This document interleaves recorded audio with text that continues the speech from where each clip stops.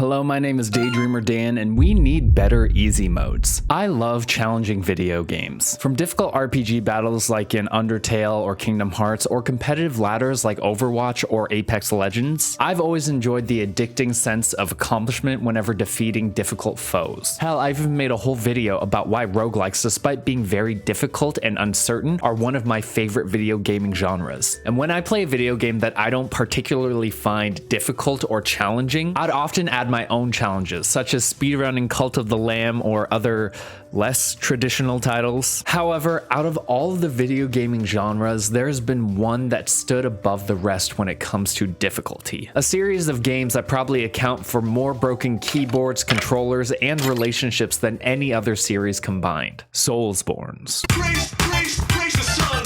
When it comes to FromSoft and their iconically difficult video games like Dark Souls or Bloodborne, I was a bit late in the game, with Elden Ring being my first foray. Foray? No, foray? What's the word I'm looking for? Foray. I was a bit late in the game, with Elden Ring being my first attempt at a Soulsborne game.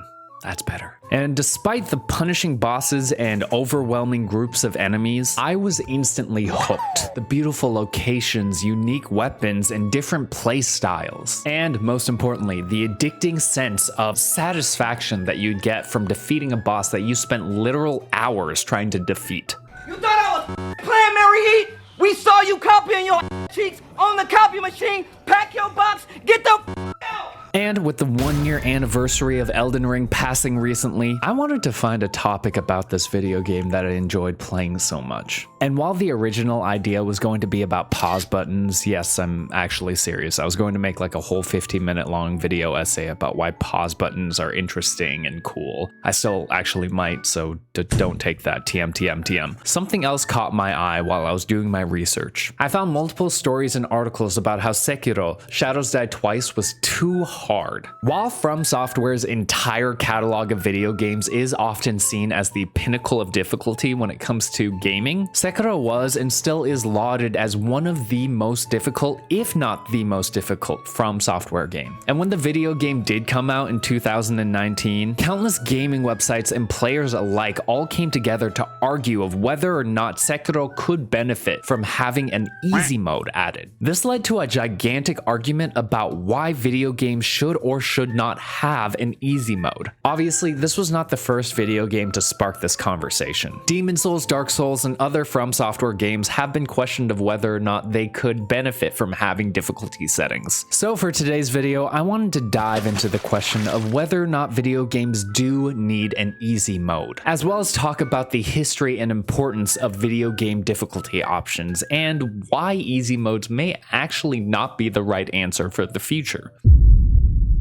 Video games and difficulty modes go together like peanut butter and jelly, Bert and Ernie, or Crypto Bros and riding Elon Musk's dick. They've been around since nearly the beginning and often are seen as important from both developers and players alike. In 1997, just 5 years after Atari's initial release of Pong, the company released the Atari 2600, which not only had difficulty settings, but it had a whole switch on the back for you to choose the difficulty. Depending on the video game, these switches could increase the number of lives, speed up gameplay, or increase fire rate, making the game more difficult or easier for the player. Having a hard time with Pac-Man Jr., you can give yourself 5 lives instead of the standard 3 to make it a bit easier, which is probably 5 times more lives than you have for playing Pac-Man Jr. While there's very little written about why these switches were added onto the back of the console online, it's obvious that Atari probably added these options for accessibility and marketability. Marketability? Was that the bite of 87? Marketability. Not everyone is able to play video games at the same level of skill. If you're a pro at Space Invaders and you can get through multiple levels without ever losing your life, but you want to give your little brother a chance at the game, the difficulty switches can make it so that he learns the mechanics more easily by having more lives to test out the game. Or on the complete flip side, you can speed up the video game so that your little brother ends up getting upset and confused, cementing that you are the only one who ends up playing that Atari and creating this as a core memory that you come back to 20 years later when you're wondering why you don't have a strong relationship with your siblings.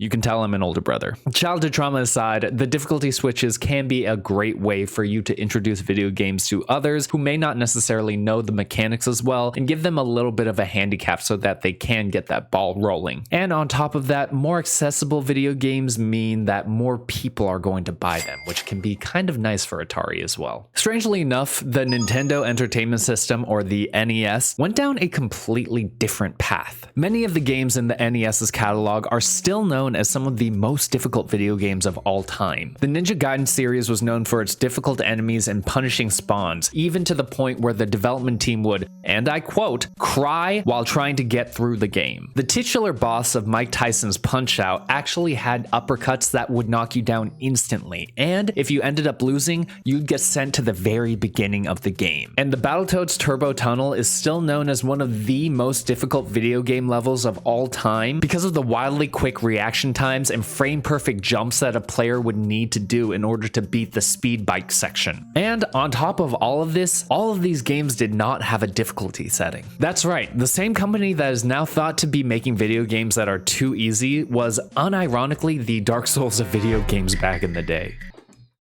Hi, Latte. Oh my god. Oh, there she goes. This actually got to a point where fans created the term Nintendo Hard, which was a way to describe the extreme difficulty of video games during the NES era. And not just a way to describe Donkey Kong on Rule 34. Okay. The difficulty of NES games came from both a technical and a cultural place. Obviously, poor game design and controls led to a lot of frustration. If you want Simon Belmont to hit the bone-flinging skeleton from down a staircase, you have to be pretty quick and pretty lucky. Unrelated, bone-flinging skeleton was my nickname back in college. That's like 2 sex jokes in like a minute. However, the hardware limitations of video games made it so that despite the limited memory and storage, games would feel much longer due to constant attempts to beat the same few hard video game levels over and over again. From a cultural perspective, grinding in video games was actually quite common. The 80s were a high point for arcades, and despite the cruel difficulty of a lot of these arcade games, people would dump countless coins just to hit continue one more time. I know I've spent at least $30 when trying to take down Shao Kahn in Mortal Kombat 2 and his cheap little spear. Regardless, the NES was pretty par for the course when it came to how difficult their video games were. However, as the times changed, so did the audience for video games. Video games started to hit the mainstream, being marketed to both the hardcore arcade dwellers and the more casual audience, such as families or younger children. These audiences is what we millennials would call noobs, and with noobs came new difficulty settings. Why was that so hard to say? I tried to say noob difficulty settings.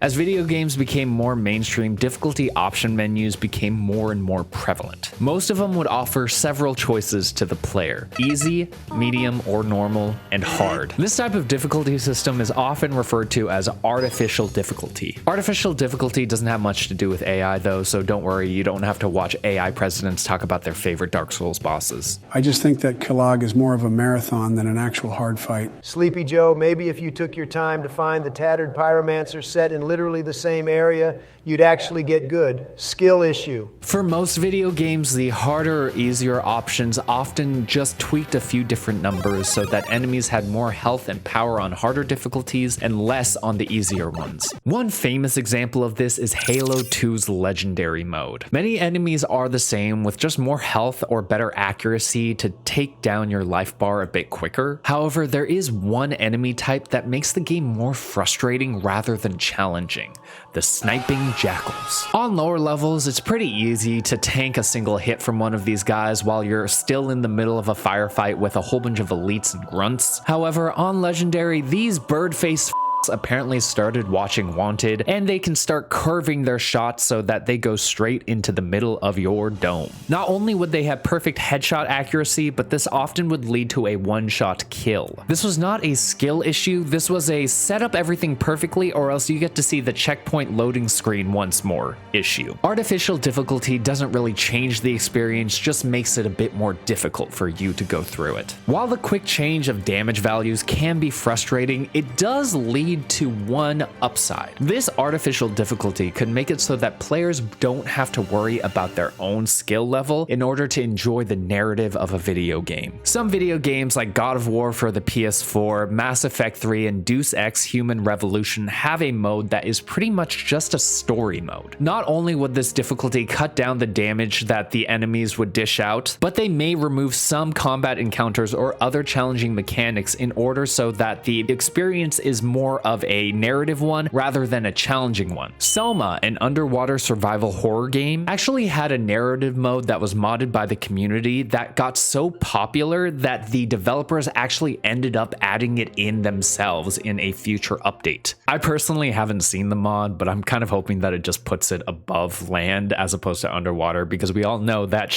scary. However, while artificial difficulty can allow players to experience stories that they may not have been able to, some believe that these can actually cheapen the experience of more difficult games. Hell, even some game developers will insult the player for choosing the easiest options in their video games. Wolfenstein 3D's easiest option not only is called "Can I Play Daddy?", but it also includes a photo of the main character wearing a baby bonnet and sucking on a pacifier. While it's one thing to poke fun and tease the player for choosing the easiest option, what never sat right for me was when video games actually would stop you from progressing at a certain point because you chose these options. Streets of Rage 3, despite having 7 levels, would stop you after the 5th level, and the boss would actually mock you, saying you play this game like a beginner. Cuphead would not let you collect soul contracts of bosses, which is pretty much like not beating the boss at all at that point, and Doom's I'm Too Young to Die difficulty would actually end after the first episode with your character exploding for no apparent reason and send you straight back to the main menu. Honestly, reading through these just reminded me of that one SpongeBob scene with the bonbons. You know which one I'm talking about? Pick your favorite. How's it taste?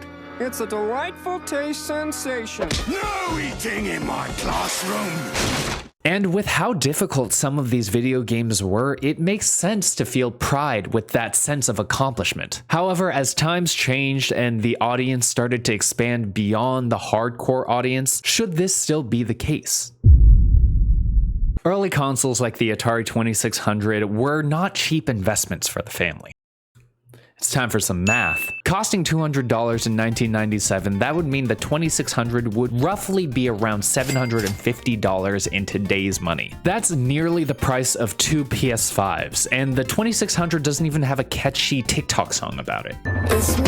Atari 2600. However, as the years passed, the cost of entry for video games started to decrease more and more to the point where it actually became accessible for a lot of different people. The NES, although also $200, was released in 1983, meaning with inflation, this console would cost around $460 today, nearly 40% cheaper than what the Atari 2600 was just a few years prior. Not only that, but it sold more than twice as many units as the 2600 itself. Video game players started to include younger audiences, older audiences, people who had less time in their day and wanted to just play something quickly, and even disabled gamers. So with advancements in technology and gameplay, you would also expect advancements in the accessibility of the video games themselves. There are some obvious additions such as captions or text-to-speech options. However, a less obvious form of accessibility came in the difficulty of video games. Including a mode that is less punishing can allow those who struggle with even the basics of a video game to have a good starting point. Even though I criticized artificial difficulty earlier, the Fallout 3 easy mode could actually be a great way to introduce someone who enjoys RPGs and collecting and crafting into the world of first-person shooters. While they may completely understand making builds or going through skill tables, they may not have good aim or know what to do in a firefight. Although I would love to see a Final Fantasy XIV player just end up landing those 360 no-scopes. Looking at it from this perspective, it actually puts those kind of cruel easy modes that I talked about earlier in a better light, because it is a way to act as a stepping stone stone for those who may be interested in trying out a video game without necessarily having any game mechanical skill. However, it does bring up the question of challenge in video games. Video games should still have a degree of challenge in order to make them interesting and fun. This is an argument that many fans of From Software games bring up. The achievement of finally defeating a boss after 10 hours of attempts can be exhilarating, and I can see why. Finally getting over that difficulty curve, learning the attack patterns, or crafting the best strategy can be extremely satisfying and the perfect reward from all of that hard work. While I do argue that the presence of an easy mode doesn't make a video game worse, I do understand why some people may think that making a video game too easy can take away that sense of accomplishment. And I think that comes down to the type of video games that offer this easy mode. An adventure game or story-driven game like The Last of Us or Metal Gear Solid may benefit from including a story mode in their difficulty options. Those with less time or technical skill can still get through the game in a way that is still fun for them. However, games like Sekiro, despite also being heavy in lore and story, the weight of the story beats of defeating certain bosses may not hit as hard because it wasn't as difficult. So instead of an overall easy mode, is there a different approach that video game developers can take to make sure that their games are still difficult for those who want a challenge, but not unwelcoming to those who want to try something new? While it is impossible to ask to completely get rid of artificial difficulty settings in video games since it is the easiest way to make something more accessible or more challenging, there are two other methods that developers could take to make their games easier without necessarily messing with the core mechanics: dynamic difficulty and accessibility options. Dynamic difficulty adjustments, according to Wikipedia, is when video games automatically change parameters, scenarios, and behaviors in real time. This means that the better that you do in a video game, the harder it gets. One great example of this is Left 4 Dead. Using an AI the team called the AI Director, the game would monitor individual players' performances. Depending on how well the players were doing, it would determine how many zombies would attack a player and where special infected would spawn on the map. Not only does this make every single run of Left 4 Dead completely unique, but it also makes it so that the game is never too boring for those looking for a challenge or too frustrating to those who are just trying to learn how to play. Other games like Crash Bandicoot, Resident Evil 4, and Mario Kart also implement dynamic difficulty adjustment. If you were ever in first place in Mario Kart and wondering why you're only getting bananas and the person in fifth just hit you with 3 blue shells, that's the reason why. And from what research has shown, it actually works. One study found that if the system was well balanced, dynamic difficulty could actually lead to more positive experiences for players both at a high and low skill level. In fact, there's already a Soulsborne that implements dynamic difficulty adjustment to a lesser extent. In Elden Ring, whether you are summoning an NPC or a fellow player to help defeat a boss, you actually give the boss an additional 60% health in order to balance out the fact that there are now 2 of you. So I'm sorry to be the one telling you this, but Rod Gear was actually making your life more difficult. If Elden Ring was already implementing this dynamic adjustment, would it be possible for them to expand the system to the entire video game? The answer, in practice, could work. Making this an optional choice to turn on, or even an item, could make it so that those who still are on that grind set mindset can enjoy the game in their own challenging way. The From Software team could lower the amount of damage that you receive, or even slow down the speed of enemies so that you can learn their attack patterns better. However, if dynamic difficulty adjustment is something that you are not interested in, accessibility options are another potential route that developers can take to make a better easy mode. And sometimes people don't want to sacrifice challenge and instead just need some assistance for certain aspects of a game. Here's a clip of Limitless Squad, a disabled quadriplegic gamer who ended up defeating a boss in Sekiro despite having limited motor ability. Some people don't want an easy mode. Instead, they may want an option just to skip puzzles that would be completely impossible if you had motor deficiencies, like in Last of Us Part 2, or a way to reduce the overall speed of the entire video game during platforming sections like Ratchet and Clank, or even visual audio indicators to help those with hearing issues like in Fortnite or in Minecraft.